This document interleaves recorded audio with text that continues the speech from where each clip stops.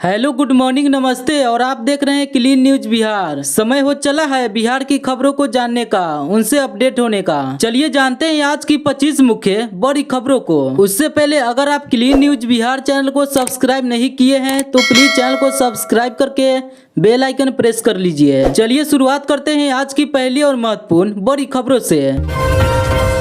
Video conferencing से CM Nitish ने 7160 करोड़ की योजनाओं का किया उद्घाटन एवं शिलान्यास। ये रहे मौजूद। बिहार के मुख्यमंत्री नीतीश कुमार ने एक अन्य मार्ग स्थित संकल्प में रिमोट का बटन दबाकर पंचायती राज विभाग के अंतर्गत 7160 करोड़ रुपए की लागत की 2615 पंचायत सरकार भवन एवं राज्य पंचायत संसाधन केंद्र सोनपुर के भवन का शिलान्यास किया। साथ ही 13 जिला पंचायत संसाधन केंद्रों, 65 पंचायत सरकार भवन, ई ग्राम कचहरी, कोर्ट मैनेजमेंट सिस्टम तथा जिला परिषद पोर्टल का उद्घाटन किया। बेलागंज विधानसभा से किसान संघर्ष समिति के मंजय कुमार, समाजवादी लोक परिषद के Munna Kumar, peoples party of India democratic के जितेंद्र यादव और राष्ट्रीय जनतांत्रिक मोर्चा के अभिषेक कुमार ने नामांकन पर्चा दाखिल किया है। बेलागंज सीट इमामगंज विधानसभा उपचुनाव के लिए गुरुवार को राजद, जदयू और जनसुराज पार्टी के उम्मीदवार नामांकन पर्चा दाखिल करेंगे। बेलागंज विधानसभा सीट राजद प्रत्याशी विश्वनाथ यादव ने अपना नामांकन पर्चा दाखिल कर दिया। वहीं इमामगंज विधानसभा सीट से दीपा माझी ने अपना नामांकन पर्चा दाखिल किया। इधर बेलागंज सीट से जदयू प्रत्याशी मनोरमा देवी और जनसुराज पार्टी के प्रत्याशी मोहम्मद अमजद आज नामांकन का पर्चा दाखिल करेंगे। वहीं इमामगंज विधानसभा सीट से हम पार्टी के प्रत्याशी दीपा माझी और जनसुराज पार्टी के उम्मीदवार डॉक्टर जितेंद्र पासवान नामांकन का पर्चा दाखिल करेंगे। वहीं प्रमुख पार्टियों के उम्मीदवारों के नामांकन को देखते हुए जिला प्रशासन ने सुरक्षा की कड़ी व्यवस्था की गई है।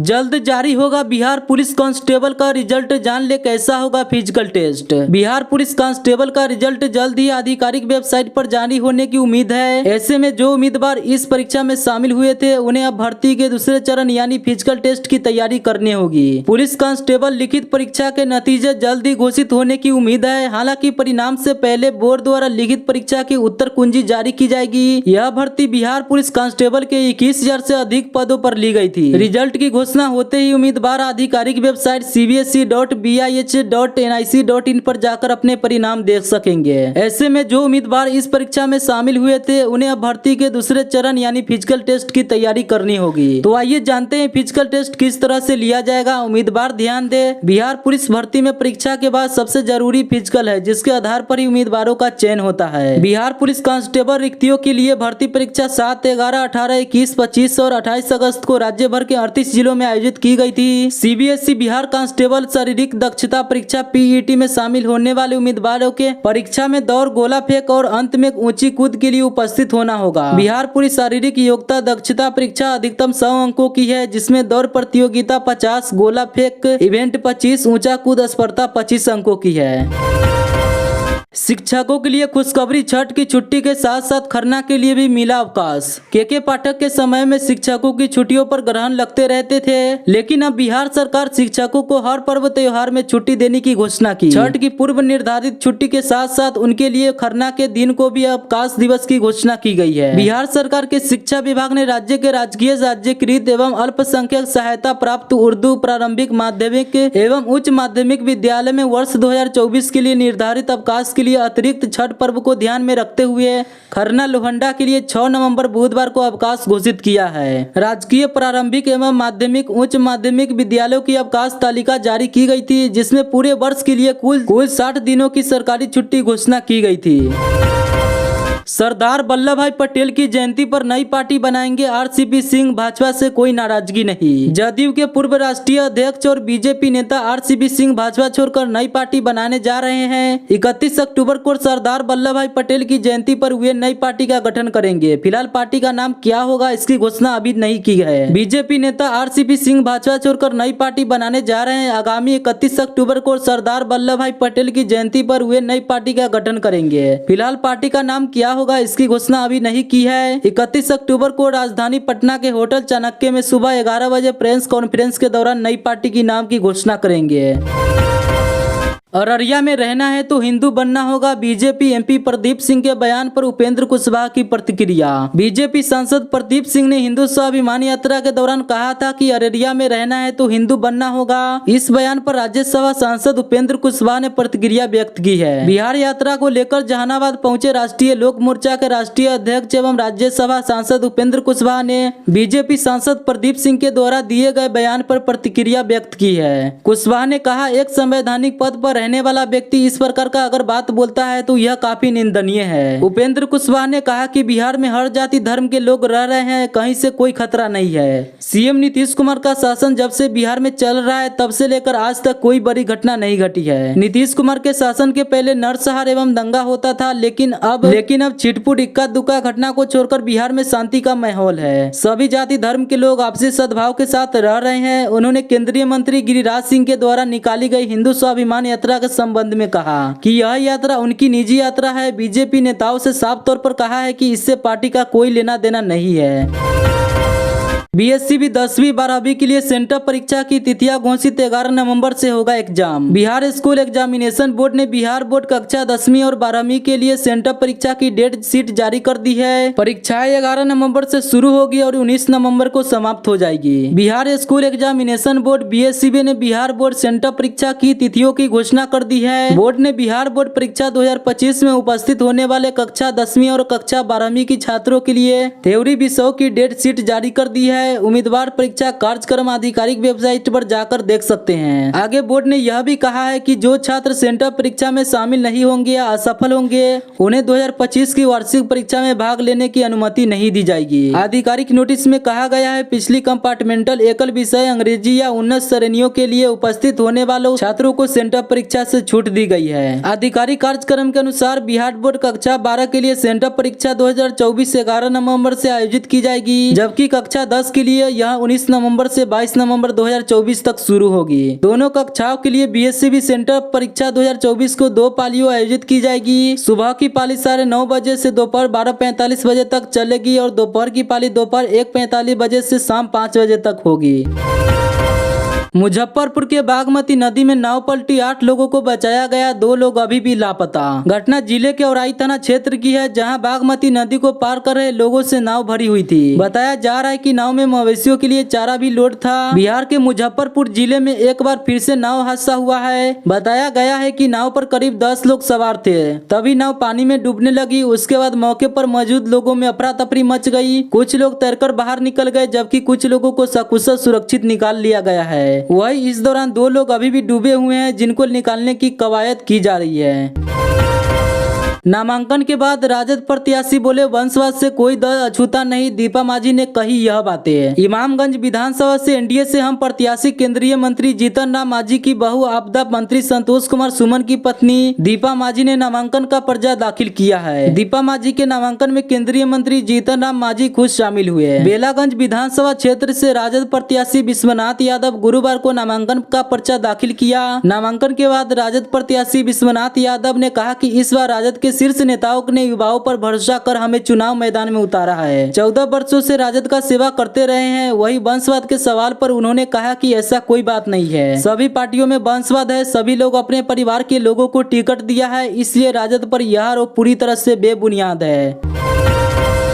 एडवेंचर टूरिज्म में बदली बिहार की तस्वीर, पर्यटन मंत्री नीतीश मिश्रा ने भ्रमण के लिए किया आमंत्रित। बिहार में पर्यटन का क्षेत्र तेजी से विकसित हो रहा है, जहां देशी और विदेशी पर्यटकों की संख्या में वृद्धि हुई है। पर्यटन मंत्री नीतीश मिश्रा ने ट्रैवल एंड टूरिज्म फेयर 2024 के समापन पर कहा कि आधारभूत संरचनाओं को बेहतर बनाने और प्रचार प्रसार के माध्यम से पर्यटन को और बढ़ावा दिया जाएगा।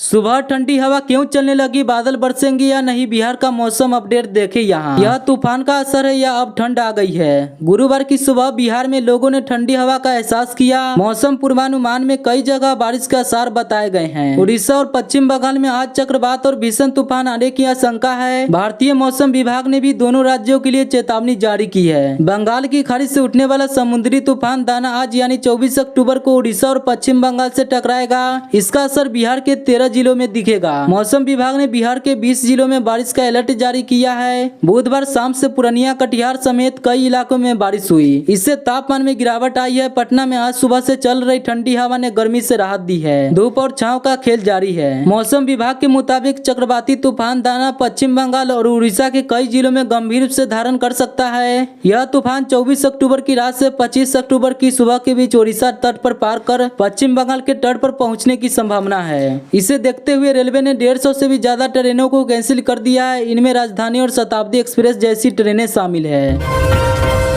जहरीली शराब पीने से एक और मौत के बाद संख्या हुई 14, सरकारी फाइल में सिर्फ 7। बिहार में जहरीली शराब पीने से फिर एक युवक की मौत हो गई। शराब पीने से तबीयत बिगड़ने के बाद उसका पटना में इलाज चल रहा था। इलाज के दौरान उसकी मौत हो गई। कई युवकों की आंख की रोशनी भी जा चुकी है। बिहार के सारण जिले से जहरीली शराब पीने से मौत का सिलसिला शुरू होने के बाद सिवान सहित राज्य के कई अन्य जिलों में मौत का मातम थमने का नाम नहीं ले रहा है। हालांकि सारण जिले में मौत का मातम 2-4 दिनों के लिए थम सा गया था, लेकिन एक बार फिर जहरीली शराब पीने के कारण पटना के पीएमसीएच में इलाजरत एक व्यक्ति की मौत हो गई। मृतक की पहचान मशरक थाना क्षेत्र अंतर्गत ब्राहिमपुर चक्रपान गाँव निवासी आलम अंसारी के पुत्र मुमताज अंसारी 30 वर्षीय के रूप में हुई है। जदयू की प्रमंडलीय संगठन की बैठक हुई। आयोजित आगामी विधानसभा चुनाव को लेकर हुई अहम चर्चा। जदयू की प्रमंडलीय संगठन की बैठक मंगलवार को मोहनपुर रोड स्थित नगर कार्यालय में आयोजित हुई। इस बैठक में संगठन के विस्तार और मजबूती पर विचार किया जाएगा। जनता दल यूनाइटेड समस्तीपुर नगर की बैठक बुधवार को शहर के मोहनपुर रोड स्थित नगर कार्यालय में हुई। बैठक प्रमंडलीय संगठन प्रभारी पूर्व एमएलसी भूमिपाल राय के पर्यवेक्षण में संपन्न हुई। इस बैठक में जनता दल यूनाइटेड नगर के सभी वार्डों के वार्ड अध्यक्ष आदि पदाधिकारी उपस्थित हुए। बैठक को संबोधित करते हुए जदयू के प्रमंडलीय संगठन प्रभारी भूमिपाल राय ने कहा कि बूथ जीतो तो चुनाव सदस्य जीत जाओगे। उन्होंने कहा कि वर्ष 2025 में होने वाला विधानसभा चुनाव एनडीए मुख्यमंत्री नीतीश कुमार के नेतृत्व में लड़ने जा रही है। उस चुनाव में विपक्षी दलों का खाता किसी तरह से नहीं खुले, इस पर चर्चा की जा रही है।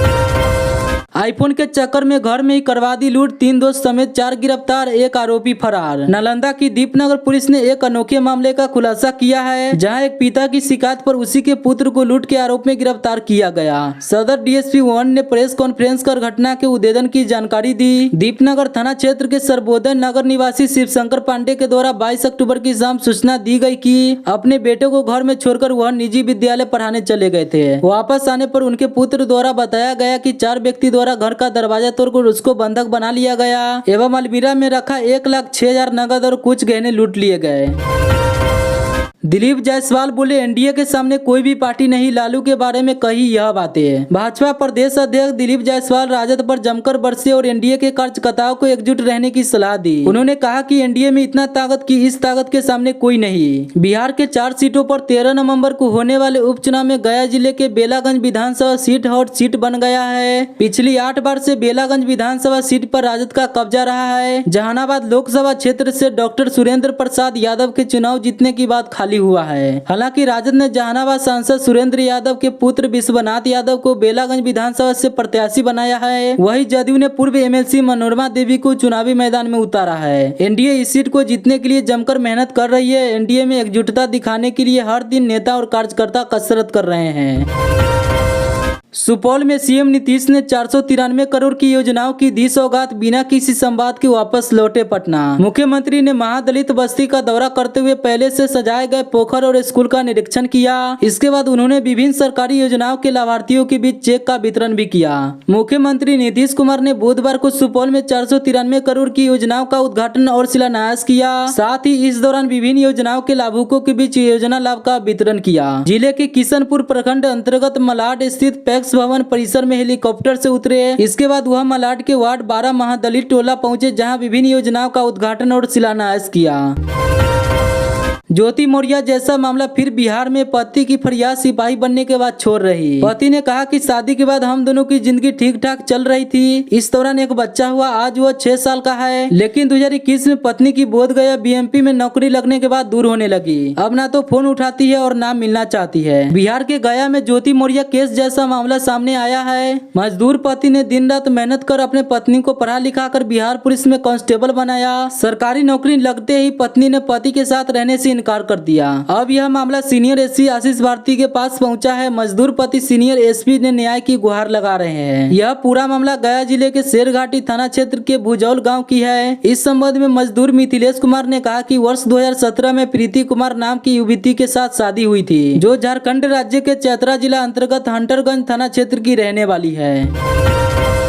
बिहार की बेटी अपराजिता ने रचा एक और कीर्तिमान। ननकुआ इवेंट में जीता गोल्ड व कांस्य पदक। मुजफ्फरपुर की अपराजिता मिश्रा ने जॉर्जिया में एक और इतिहास रच दिया है। उन्होंने बाटुमी इंटरनेशनल वुशु चैंपियनशिप के सीनियर कैटेगरी में भाग लेकर स्वर्ण और कांस्य पदक प्राप्त करके एक बार फिर से मुजफ्फरपुर का नाम रोशन किया है। वुशु खिलाड़ी अपराजिता मिश्रा ने जॉर्जिया में एक और बड़ा कीर्तिमान बनाया है। उन्होंने गोल्ड और ब्रॉन्ज मेडल जीतकर भारत का मान बढ़ा दिया है। Guru Dinesh Mishra martial art academy Muzaffarpur की अपराजिता मिश्रा ने बाटुमी इंटरनेशनल वुशु चैंपियनशिप के सीनियर कैटेगरी में भाग लेकर स्वर्ण और कांस्य पदक प्राप्त करके एक बार फिर से मुजफ्फरपुर का नाम रोशन किया है। जिले की पहली महिला वुशु खिलाड़ी है जिसने इंटरनेशनल प्रतियोगिता में मेडल जीता है। इसके पहले उन्होंने सिल्वर मेडल जीतकर विदेशी धरती पर देश का नाम ऊंचा किया था। इसकी जानकारी को मुजफ्फरपुर जिला वुशु संघ की सचिव ईसा मिश्रा ने दी है।